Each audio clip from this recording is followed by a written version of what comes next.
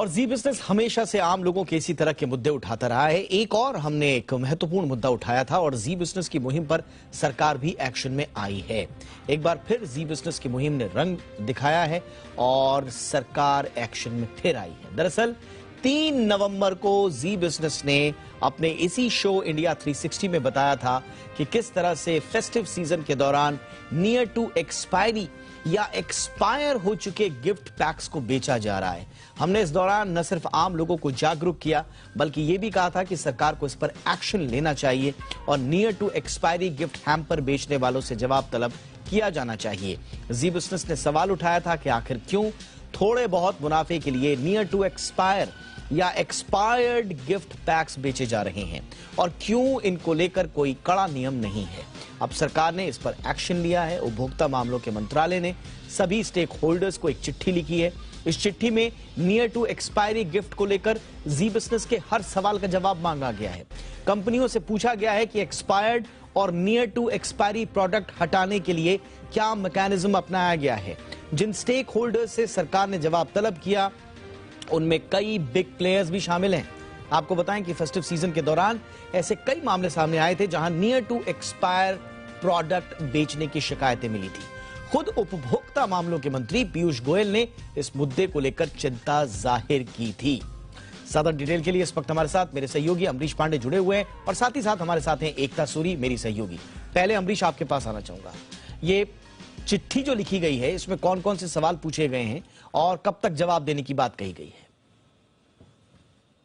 दीपक, चूंकि 3 तारीख को आपने बताया कि हमने एक खबर दिखाई थी और अपनी ही खबर का अपडेट लेने के लिए हम मंत्रालय के पास पहुंचे थे कि भी ऐसी चीजें हैं जो कि मार्केट में एक रेगुलर प्रैक्टिस होती जा रही हैं और जिस तरह से फेस्टिव सीजन है, गिफ्टिंग का ट्रेंड बढ़ता जा रहा है, ऑनलाइन दुकानें हैं जो कि हमने यहाँ गिफ्ट बुक किया और वहां डिलीवर हो जाता है, तो ऐसे में उसको चेक करने का कोई मैकेनिज्म हमें दिखता नहीं। क्योंकि मैं खुद अगर बुक करता हूं तो मुझे नहीं पता कि सामने वाले के पास वो अच्छी असली चीज पहुंची है या नहीं पहुंची है।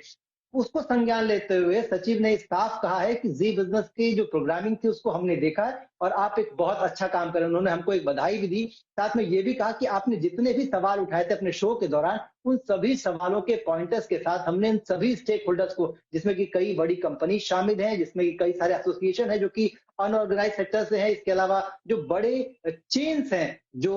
इस तरह की चीजें गिफ्टिंग के पैकेजिंग के गिफ्टिंग के धंधे में है, इसके अलावा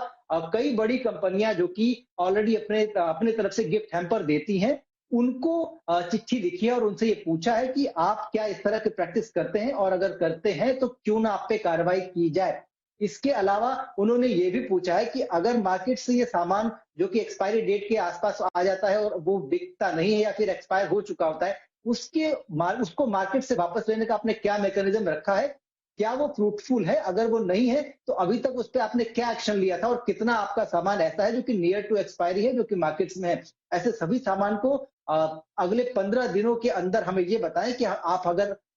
ऐसा कोई सामान है जो कि 10 दिन 15 दिन में मार्केट में है तो उस एक्सपायरी के साथ उसको हटाना या उसको रीब्रांड करना, उसको रीपैकेज करना, उसको रिफर्बिश करने के लिए आपने क्या मैकेनिज्म इस्तेमाल किया है। इसके साथ एक और अहम सवाल जो हमने उठाया था कि कई सारे ऐसे पैकेट्स होते हैं जो कि जिनमें एक्सपायरी डेट कहीं भी मेंशन नहीं होती और इस तरह की पैकेजिंग होती है जो कि हम सस्ते दाम के चक्कर में ले लेते हैं। सरकार ने उसके लिए भी उन सभी प्लेयर्स को कहा है कि छोटे छोटे जो पैक्स हैं उनके लिए रेगुलेटर को एक नया गाइडलाइन फ्रेमवर्क करने की जरूरत है, जिसके लिए सरकार ने पिछले